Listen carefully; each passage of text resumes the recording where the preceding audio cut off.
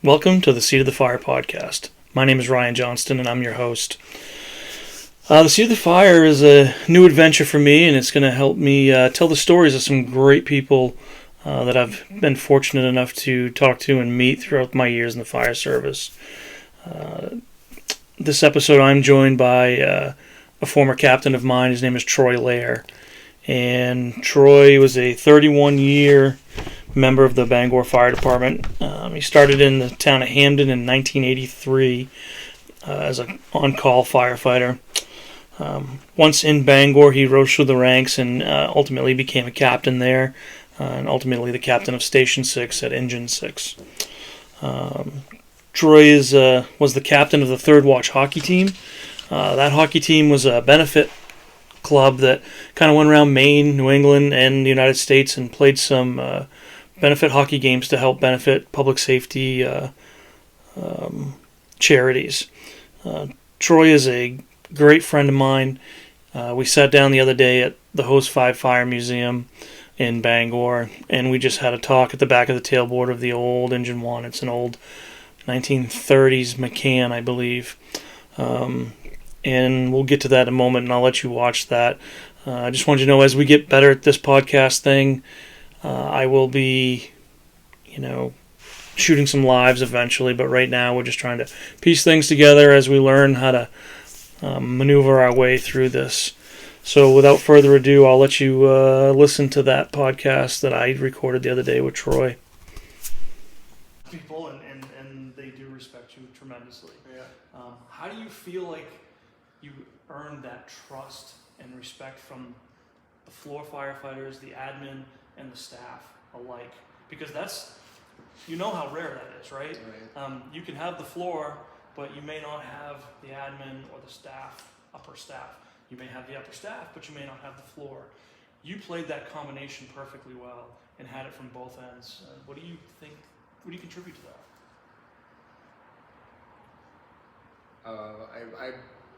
I think it's just wanting to do the right thing for the job, for the career that we chose, and we're all in it for the same reason. We all want to be safe. I wasn't shy about stepping up to do different things. I told it like it was, and I think I got the respect of management or even the firefighters that I just told it like it was. I didn't beat around the bush. This job is much too dangerous to do that. You've got to have the trust of your guys. You've got to have the trust of your bosses that you're going to make the right decision as an officer or even as a firefighter. There are many fires I went to before I got promoted that we were the first ones there on an ambulance, and it was my is what the choices we made to start the process. So I think I gained respect by telling it like it was, respect the job, respect the people that you work with, and just give 110% every time you go out there. Absolutely. I don't know if you remember, there was a day that we were working together, and it was, we were doing training on the river, and I wasn't a very good swimmer. Still not. I suck at swimming. And we got into the river, and we were doing some stuff, and one of the lieutenants, and I'll leave Kevin's name out of this, and he's like, "Hey, you need to go put a gummy suit on and get in the water." And I'm like, "I've been on this A shift for like half an hour, and I haven't really talked to you yet, LT, but I don't swim well at all. I'll throw ropes all day long. I'll do whatever you like, but I'm not good in that suit, and maybe we can figure out some way to get me in there, but going down the KD today with the way the water's going is probably not the day to get me in the suit." And he's like, "You're going to get in that fucking suit and you're going to go in the water." And I'm like, "Fuck, I am." And then I think that's when you and now Chief, or retired Chief, now Chief Higgins, both came over, and you guys kind of pulled us apart, and you took me off to the side and said, "Hey, let's go throw some ropes together." And we went through ropes, and you really had that way to calm the situation down. I was livid. Right. I was rather just going to punch him in the face, probably saved my job for the second time. And other than me going to punch him in the face, she's just like, let's go throw some ropes. And then Tommy went and took Kevin aside, and they just kind of, but the two of you worked together to help this little shithead that, basically got put on A shift because I was on a flight back to Bangor and I missed job fitting. Yeah. I was like, great, I'm on A shift. I mean, who wants to be on A shift, right? Right. Not many people. Back in the day. Back in the day. But that was the thing that kind of drew me to a guy like you, that I wanted to follow a guy like you in my career, because you had that sense of being able to take a situation that was just about ready to go out of hand and just bring it back. What made you be able to do that? I mean, that takes a special talented person. You have to be. I learned early. I became an EMT when I was 15. So like and I would not 117 years recommend. Yeah, it was like 312 years ago, just before the revolution. And when we you got to learn how to read people, because when there was only two of you doing an EMS call, you were each other's backup. Yep. So I learned to read people really well. And I learned early that if you treat people with respect, it will come back to you in that form. So as a firefighter, in that instance that you just gave, is I recognize that you were in a situation you weren't comfortable with. Yeah. And I read that. I wouldn't have put you in that situation, and I had to get you out of the situation, because I was a firm believer in put the people that you have in the situation that makes them succeed the most. And I never figured out what yours was, though. Probably going up a hot set of stairs. Yeah, hot set of stairs, and don't climb over a railing because it gets really hot. Yeah. No, but put your best people.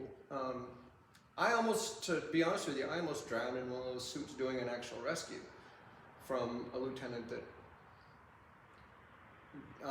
didn't do it the way that I wanted to do it. He went against my wishes, and I was the one doing the rescue. And so I learned a lot from that. Don't put somebody in a situation because they're not going to succeed. Right. You're in the water, or some people don't like heights, or some people, don't like to climb on an icy roof with a roof ladder.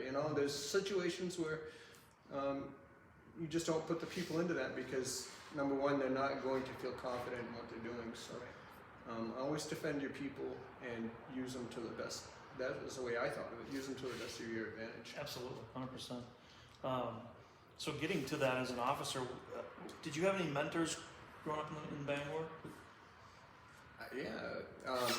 When I started here, there were many guys that had started in the 60s. There were some good firemen back in the day. Yeah. We were still wearing three-quarter When you started boots. here, when they were here in the 60s? Weren't you here in the 60s? No. Not long afterwards. These guys had real experience, and we were still wearing three-quarter boots. Bunker pants were kept upstairs in the bunk rooms because they were called night hitch at the time. Yep. The bunker gear was very uncomfortable. It's heavy. And there were some guys that would pull you aside and say, "Kid, let me tell you something." And you listen to them. That's something that I don't see in the fire service today, is that the young people aren't listening to the older people, or to the senior men, so to speak. Yeah. So listening to the older guys, hey, this is the way you may have done it in another place, but this is the way we like to do it here. And if you didn't, they would chastise the hell out of you. Oh, yeah. Okay? But it was all in fun. Right. Back then there was nicknames. There were many people I didn't know their real. Hell, I didn't know your real name for I don't know how many years. Yeah, it was always just boom to me. But it was. They did it with the right outlook. The better they made me, the better that the crew would work together. Absolutely. And I had officers that were very good, that I learned something from, both good and bad. Mm-hmm. I had officers that I said I would never treat my people that way. and I had officers that some people didn't think they were good officers, but I loved their style. So when I got promoted, I adopted pieces of these guys into my style. You know, hey, I like the way that this captain treated the guys around the house. I like the way this guy fought fire. You know, how do you handle? How did they handle conflicts in the crew? You know, I like the way they handled it. You know, so I adopted little pieces. There's a lot of different people from the Bangor Fire Department in my Oh, no question. in my makeup. No question. I know a few of them in that era. One that comes to mind was Captain Layton, Bill. Lieutenant. Lieutenant. Oh, did I say Captain? No, Yeah. Lieutenant Layton. And him and I never worked together. I worked with him in this station. No kidding. Yeah. Yeah. And he was pretty awesome. So, I mean, he's still very well involved in the Bangor Fire Department today. Does some chaplain stuff. And, but the thing that really spoke out to me the most was after I left Bangor. I had my little heart thing there, and out of the blue, on Friday night, the night I was admitted, the phone in the room rings, and I'm like, there's nobody that knows I'm here. Like my wife and 3 other people. I pick up the phone. Hey Ryan, it's Bill Layton. Bill, how are you? Well, better than you. Yup. What's up? Can I talk to you for a few minutes? And I'm like, sure. I said, well, let me ask you a question first. I said, how do you know I'm here? He goes, God works in strange ways, my man. Yeah. And I'm like, fair enough.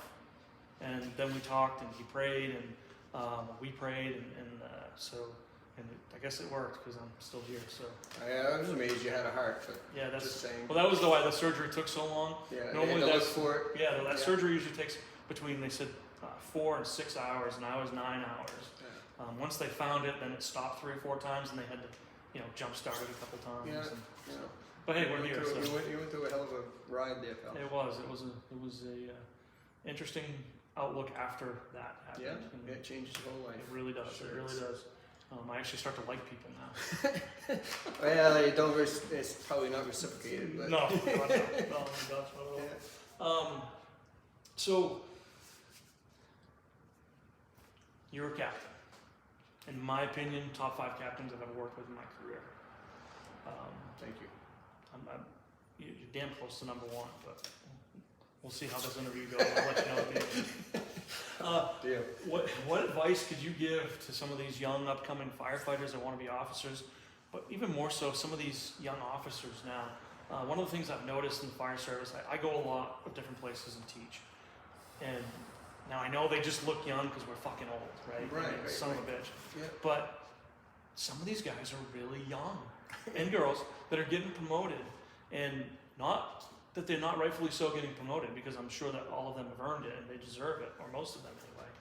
But what advice could you give to them as a young officer to be successful and to be, I hate to say liked, because liked isn't the term, be respected. Respected is a good term, yeah. Listen to your firefighters.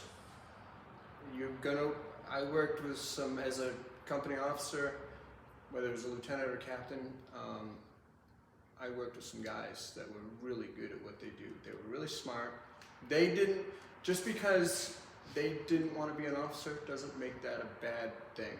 You know, there were guys that went through their careers as 25-year firefighters. Mm-hmm. And God bless them. And some of those guys out there, I'm just saying, why aren't you an officer? You just have it to be an officer. And they don't want it. And I totally respected that. Yeah. So as a younger officer, you have to realize you don't have all the answers. Yes, you just got promoted. My first shift as a lieutenant, I went from Rescue 6 on the ambulance on one shift to Engine 6, just move my gear across the cement on another shift to people I didn't work with before. And the first time the bells went off, first thing I thought was, oh hell, what did I get myself into? Yeah. whole different game versus the acting lieutenant thing, It's isn't it? totally different, Yeah. yeah. When you're the boss and you're the only truck going, you've got to make the decisions for the public and for your guys. Your goal is to make your crew the best that you can make them as an officer. That was my goal. Make my crew the best crew in the Bangor Fire Department. Yep. And if I make them look good, they make me look good. You know, I'm not going to get promoted to the next rank because of something magical I did. I'm going to make rank because of how my crew does. Yeah. Do I have a good crew? Do I handle my crew well? Do I get respect from my crew? I very rarely ever, I never chastised my crew in front of somebody else. We had some love fests around the station once in a while. Yeah. We had training one morning at 3 o'clock in the morning because we couldn't get a set of jaws running. Yep. And because, forgot to turn on the gas, you know? Mhm. But we had training at 3 o'clock in the morning because it's not going to happen again at 3 o'clock in the morning. Yep. But I also, when they did a really good job, whether it was a baby code or just an everyday call that they just shined, I would feed them lunch. I'd buy their lunch and I'd Yep. cook them lunch Yep. at the station. You know, Yep. I was just a guy with a radio. Yep. And if there was a bad call, where we were fortunate where we had 3 engines and 3 ambulances at the end of my career, that if my ambulance crew had a really bad call, I'd pull them out of service or I'd make them last call. Yeah. And I tried to take care of them, Absolutely. and their mental well-being was very important to me. You know, did we have fun at work? Oh, we had a blast at work. You know, we had some, but when the bells went off, that fun went away, and it turned into time to go to work. Yep. You know, hey boss, you want to be first in?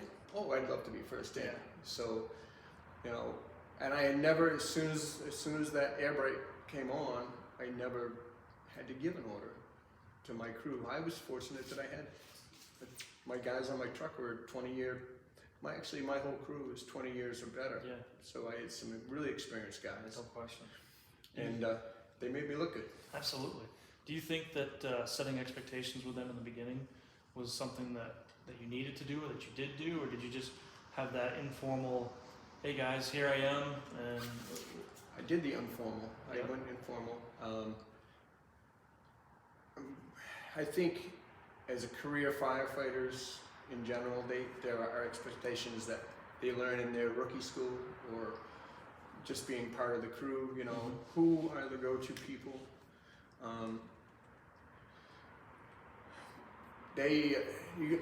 Even around the station, you have guys that are good at stuff and guys that aren't good. You know, that are better at other things. You know, so my driver was responsible for the truck. My rider on the engine was responsible for the station. You know, to make sure the station's cleaned. We had a brand new station at the time. Right. It was a beautiful place, and so I told him. I said, Dave, that's your truck. If any of the other crews want to do anything with it, then they got to come through you to do it, you know, to move stuff around or add stuff to the truck.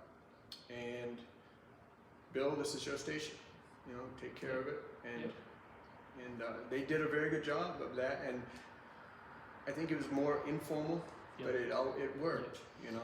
I think having that relationship with those guys too. I mean, you know, both of those guys are solid firemen, and having that inside and outside relationship with them, and then being promoted and going to work together. I think it just meshed.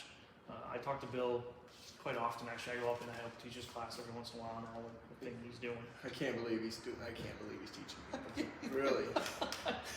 He is minding the young minds of our future. That kind of scares me. I've seen him play with Play-Doh, and it scares me too.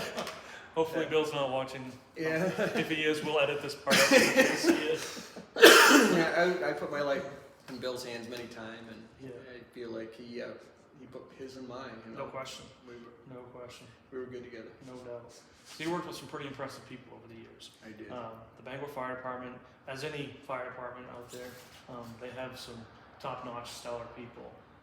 One of them that I didn't know, that you were very, very close with, that passed away too soon, was Tim and Warren. Yeah. You guys were tight. I mean, the stories that went around about in the firehouse about the shit that Troy and Tim would pull Yeah. was pretty stellar. We're lucky we never got fired. Yeah, yeah. But you want to talk about Tim at all? What he was like and. Yeah, Tim was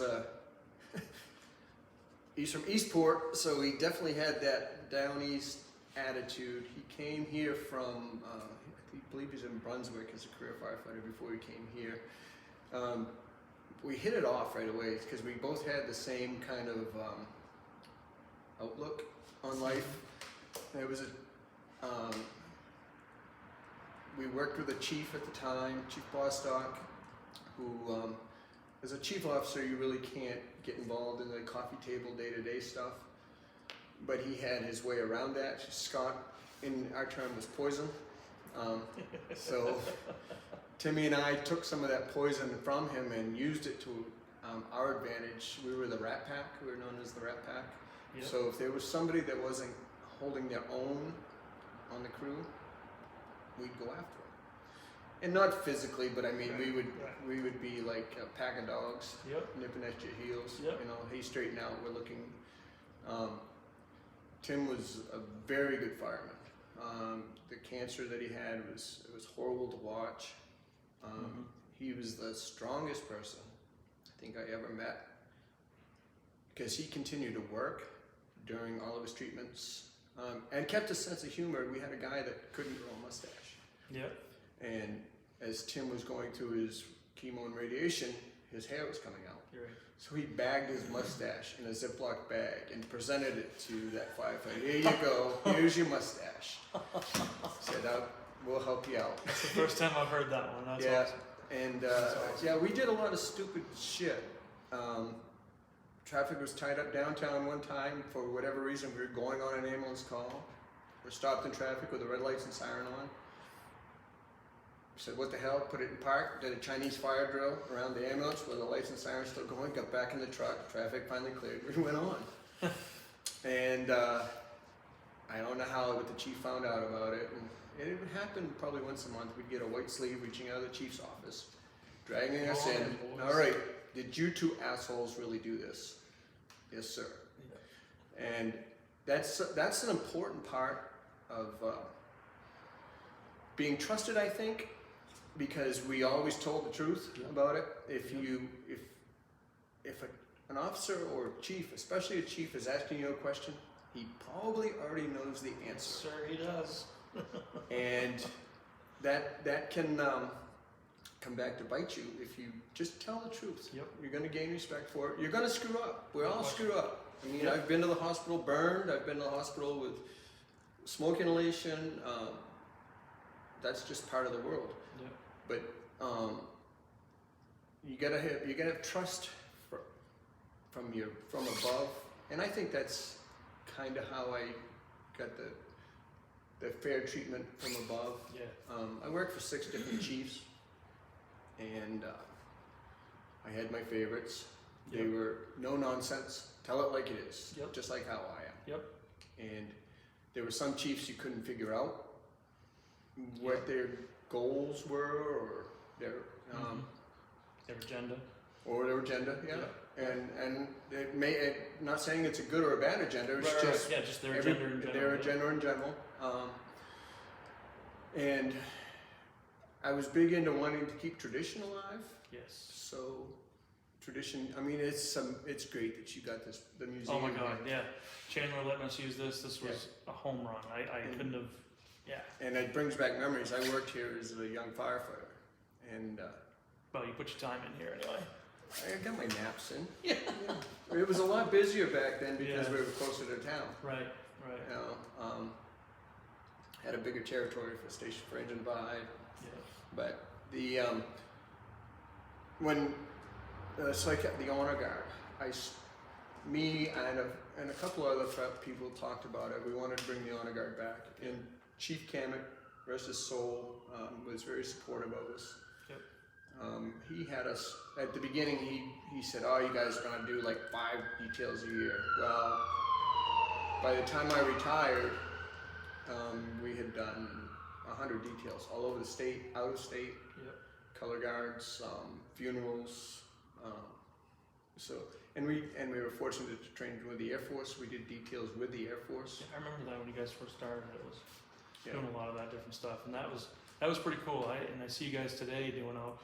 You're retired, obviously now. Well, it's not obviously. Well, maybe it is. You're pretty fucking old. So. Yeah, I am old. Yeah. But I see you guys doing some stuff with the honor guard still, and I think that is just it goes to show the respect they have for you guys as retirees, still allowing you to do that sort of thing with them. But it also helps you mentor them along. We may not get to them all today, but there's a lot of stories to be told. And some of these young guys, like we talked earlier, need to hear those stories. Mm-hmm. I mean, I have a half a dozen stories in my head that I shared with you over the years that, mean a lot to me, both as a person, but as a firefighter as well. And in doing that, and I think you touched on it before, but I think the guys nowadays need to listen to the stories because it's better than training a lot of times. It is. Coffee, you learn a lot at the coffee table. Absolutely. Good and bad. Yep, no question. Yeah. No question. But you learn so much there. We were talking about Kamek just a moment ago, and his abruptness was so awesome. And I remember there was a fireman. It was like 9 a.m, just getting ready for break, and he had his head down on the coffee table. He was a guy from way up north, up in the Caribou region. And Kamek had walked through and just said, "Long night." And the guy looks up and he goes, "Oh, someone hit me in the back of the head. Jeez, I don't know who that was. Oh, hey, Chief, how are you?" Well, he gave that big belly, and just kept walking through, But that was the kind of chief that guys really wanted to work for. He came through the ranks. Yeah. He was like us in the ranks. Right. He really was, and he understood us. Yep. Yeah, I rode the ambulance with Chief Kamek when Did he was you? I still a didn't know that. firefighter. Yeah. Yeah. So Okay. I knew Jeff as a firefighter, Yeah. and Chief Burt was my first chief. And when I first, it had to been maybe he was on the job a year or two, and he walks out and says, "Hey, is so and so on the lunch list today?" And the cook looks, "Yep." You go, "Take him off. He won't be here for lunch." And I guess he's not working here anymore, But you got to have realism like that. Yeah. I think today's generation just doesn't. I don't know. I think they don't get the brotherhood or the sisterhood. The Mm-hmm. brotherhood in general terms that the fire service is. We put each other's lives in each other's hands every day. No question. We could sleep all day in the recliner. We could eat and gain 300 pounds in a year, but there's going to be one time that bell is going to go off. That is all hands on deck, and we're looking out for each other. Absolutely. And you have to have that trust. I don't believe there were any people that I went into a burning building with that I didn't trust. There were guys that I paid more attention to. Yep. But you have to have that trust. The hate relationship or the envy relationship that you have has to stay on the truck. Yep. No question. And the days of everybody sitting around on their telephones instead of, I think they should say, put your phones in a basket. Yep. Just do it once a month, Yep. one day. Yeah. Bring the guys back together as a family. Because we used to have competitions, there was always engine 6 is better than engine 5, engine Riffs, rehab is for 5. rehabs are for 5. You never thought it was for 6. Yeah. And it was, so there was a company pride Right. that went with it. Yep. And that's going away because now the older guys, in Bangor specifically, the older guys are bidding to engine 5 and engine 6. Yeah. Because they don't want to be part of the downtown. You know, there's too many chiefs down there. My God, there's so many chiefs. But It's a sea of white down there in that corner. no isn't kidding. It? Oh, the building leans, Yeah, going all the walk cold. by and get with your sunglasses. You know, Yeah. middle of the night, if they were there, you'd walk by and put your sunglasses on. It's so bright in there. Chiefs are good, you know. Wait a minute. They how have much- their place. They have their place Yeah. up in the office. Yeah. You know, Yeah. we'll call you if we need you, chief. Right. You know, Yeah. and they've all got their own personalities, and I think it's great. We'll use Chandler for example. We talked about Chandler. Chandler is got the old school thinking No to question. the fire service. Absolutely. He could have been from my generation. Yep. And you need to have that. You need to have that ability to talk to your people Right. without talking down to your people. Right. You know, hey, we need to do this. If we're in a hurry, I'm going to take care of it if you don't know exactly what you're doing. But we're going to go back later. So next time, hey, boom, I'm going to show you how to tie that knot, you know? Yep. And so you need to be able to go to your people and say, this is how we should do it. If you don't know, it's okay. Right. There's a lot of shit to the fire service. Yep.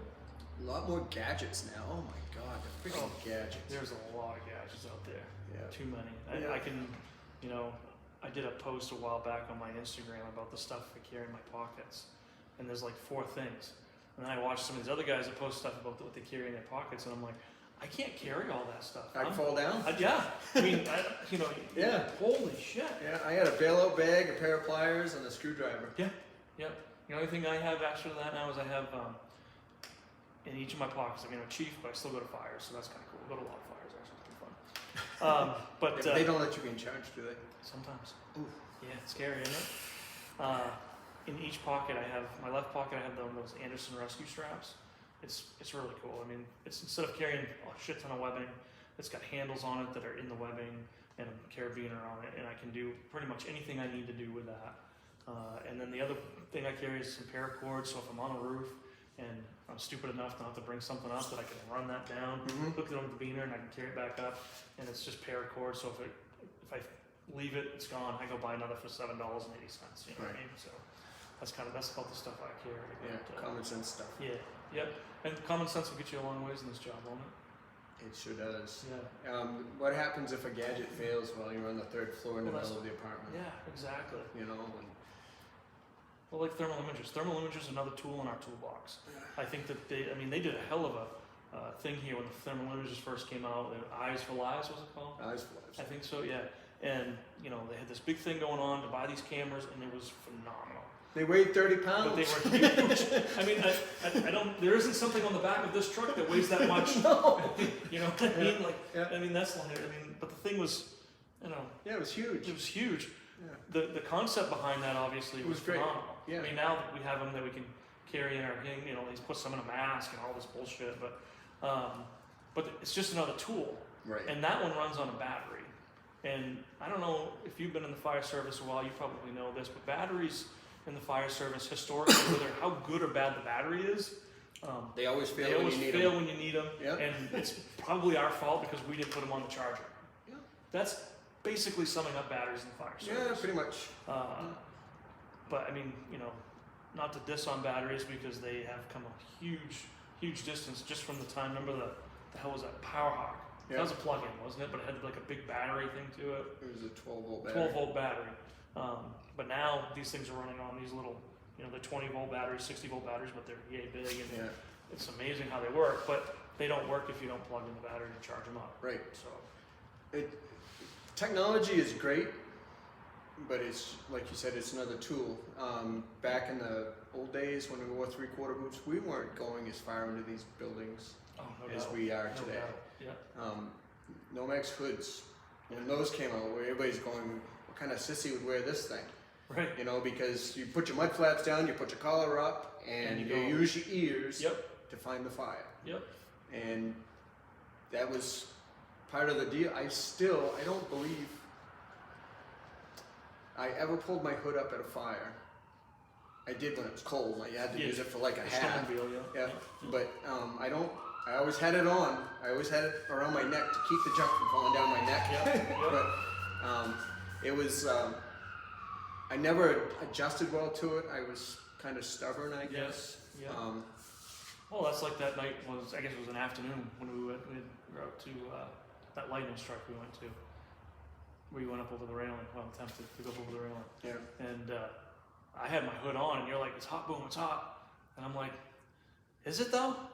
And then I'm thinking I'm on the nozzle, and I got it wide open, and we're not getting wet. And I'm like, oh yeah, he's right, it's hot. You know, but you know, and to the namesake of the podcast, the seat of the fire, all that equipment that gets you closer to the seat of the fire is great, until it fails. Right. Because then what? Now you're screwed, right? Yeah. So you're in retirement now. I am. What are you doing in retirement? I am doing a dream job during the mornings. I work at a baseball field as a groundskeeper, Mansfield Stadium, which is, it's a great job. Oh my God, yeah. Just playing follow in the dirt. And follow your stuff on Facebook when you're making the line. I mean, both of us have this Baseball admiration and love Yeah. for the game of baseball. I umpire all the time. Yeah. I know you do that. You actually did the Little League World Series, I did. that's pretty awesome. Yeah, How was that experience? That was cool. Yeah. That was. I do college baseball too, Yeah. and I've worked on Cape Cod in the Cape Cod League. Nice. So that 12-year-old kids at Williamsport was like doing the Cape Cod League. Nice. It was just, That's great. and it was fun just to watch the kids. No doubt. The kids were just amazing. They are. Working at Mansfield's got to be fun, though. I mean, you know, if baseball and you put it in fire world, it's just it gives you that sense of relaxation. But when you're done at the end of the day and you look at the job you've done making that field, when the lines are crisp and clear, the dirt's smooth, the lawns have the lines in them, and it's just this like zen moment. It's almost like fighting a fire, and you're getting to the seat of the fire, and you're almost there. You feel it, you know you're there, and you've kicked that thing in the ass. It's that zen moment of like, this is fucking awesome. Yeah. And so for you being able to continue that feeling in that moment after retirement, I'm not surprised you're doing what you're doing. I'll just say that. That was a really good. That's a great comparison because if I was to just fix the field, make it ready for a game, I could do it in 2 hours. Right. Yep. But I'm there sometimes when there's tournaments there up to 60 hours in a week. Yep. The background stuff that goes on a baseball field. Well, say for instance, at first base and second base, there's always a hole where they're sliding and diving back in. Mm-hmm. That gets fixed. Yeah. So you want the baseball field to look nice, but you also want it to play nice. Right. Okay.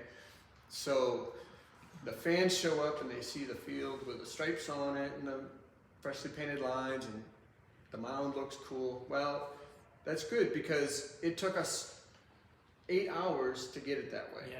We've done, there's fertilizer that goes into it. There's aerating, there's thatching, there's sweeping. There's so much more to taking care of a baseball field than I ever realized. Now, putting in the fire service terms, when you're doing training, you've got all this background stuff. Now, Boom comes to your fire department and does a training session. He's talking from experience because I know he can't read. So, and pictures, he can do pictures. Lots of pictures. Yeah. So he's adding to your toolbox to make that field green.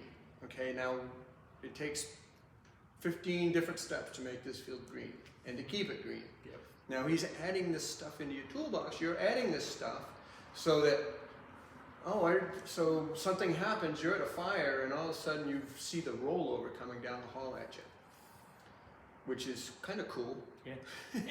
Some of us kind of sit there a little longer than others. Yeah. It's pretty Hit awesome. that when you hit it. No, I'm good. Hang on. Just Yeah, give me a we're sec. good. Yeah. It's like training fires. They were always let the thing get burning first. Yeah. Don't put it out. Yeah. But that's how you learn how to read fire. Well, now you're adding into this toolbox stuff that you may have taught somebody, and it comes back in their mind. Oh, this flame is dark orange, or this flame is bright, or what color is the smoke? It's all stuff that, yeah, you show up at a fire, everybody thinks you just run in, you spray some water on the building, and you pull out the cats and the dogs, and then you go home, and well, that's the what the people see. It's not all the behind scenes. Right. What is the preparation to get Absolutely. there? What is, once the game is over, what do you have to do to get ready for the next game? Mm-hmm. You got to repack hose. You've Yeah. got to clean all that stuff. Yep. You've got to fix all your air packs. Yep. We do the same thing in a baseball field. As soon as the game's over, it gets redone again. Yep. So our motto is do and redo. Well, that really is what the fire service Oh, no is. question. And bringing that back to the fire, and Adam Thiel, I think I'm going to butcher his name, but he was a retired chief out of Philadelphia. And it says you can't gain experience from knowledge, but you can gain knowledge from experience. And I have that written on my board at work because that is basically what my business is outside of the fire service, is teaching firefighting. And I give them the knowledge so when they have that experience and they see what's going to happen, they will gain experience on that and they'll know where it's coming from. Right. That does a lot of different things, right? Number one, it's they know I'm not full of shit, right? Mostly. In that aspect, Yeah. and number two, it gives them that sense of I do know what I'm doing here, and this is what we talked about, and this is what I have to do next. Right. You know, and the same thing on the baseball field. When you first started learning how to put a baseball field together, it wasn't. I learned how to put a baseball field together as a young man out there playing baseball and seeing the stuff that we were playing on was like this, and I'm like, we can't play on It this. sucks. Yeah. Yeah, and so as I grew up and got older, played baseball, I'm like, I was fortunate. I went to Lawrence High School and we had Randy Panford who did all of our fields, and that man put in hours upon hours upon hours of getting those fields ready. So in my mind, all of these years I've been watching the preparation, and then I just kind of took that and put it into the fire service and said, I have to do something like this. Yeah. And that's what this podcast is about, is kind of setting up the people for their next step, Yeah. and things like that. Is there anything that we didn't cover that you want to talk about, or that you want to? I think we pretty much hit the. I think this highlights. it's the greatest career that I ever knew. I mean, I did it for a long time. I did it as a call man and as a career guy, as a line officer. I think I did it. I think I did okay. I think you did great. It's a lifelong family now. Yep. Lifelong friends, and even you. Well, maybe you. If you just keep a job in one place for long enough, my God. Dude, I'm telling you, you're gonna laugh when we're done recording. I'll tell you something else. Because if I ever want to have coffee with you, I'm gonna say, "Where the hell is Boom working now?" Yeah, You know. Yeah. You So find me on the map. yeah, respect the job, respect the public, respect each other, and a day without. There was a quote in my high school yearbook that it kind of reminds me of it. A day without learning is a day wasted. Well, the way that quote ends is I've wasted a lot more time than you can imagine. Yeah. But if you can learn something every day, you know, things change. The materials that are burning in houses now are, we never could have gone in without air packs like we used to. Right. You know, learn something every day, teach something. The best way to learn a subject is to teach it. Yep. Because you have to know the answers to the questions before the questions are answered or asked. Yep. So I taught a lot in the fire service. I taught a lot as a paramedic. I teach umpires now how to be an umpire. Right. And in order to know the subject, to teach it, you have to really understand the subject. Right. So I take my hat off to you. If I had one on, I'd take my hat off to you for teaching, for passing it on to the younglings. Can't believe they listen to you, but They probably don't. no, they're there because the chief says. Chief said you gotta go listen to this And guy. there's brownies and coffee. Yeah, pretty much. Yeah, you Right. firemen will do anything for a brownie or a donut. Yep. And ice cream. Oh, gotta love ice cream. Yeah, but The I only take time my ice cream hat is the off to best. you, and I'm amazed that you're still doing this, that you haven't been fired yet. Yep. But but owning your own business, you can't fire yourself. Well, The labor management contract negotiations is a bitch, but other than that, it's Yeah, pretty and good. I want to go to Fenway with you sometime. Yeah, we'll talk about that after. That's one of the things I tried to figure out what I'm going to do. Like a lot of these podcasters have little trinkets. Pre-season tickets? Well, I don't know if they're Yeah. free, but my season tickets are definitely not free. But I want to take you to a game this spring. So. That'd be cool. I'd It's love my to go. treat, by the way. Oh. So Yeah, one of the brothers just took me to a Bruins game a couple I weeks saw ago. that. Oh, Cam, he's a good Yeah, man. He's a good guy. He And really Cam is. is the old school fireman. Yes. Yep. He's got an old soul. He He's a really, he's really a does. really good man. And he's the nicest guy. He He is. reminds me of Dwayne Panette. Only a little bigger. A little bit. Yeah. Yeah. But yeah. And he doesn't speak French. I don't even know why.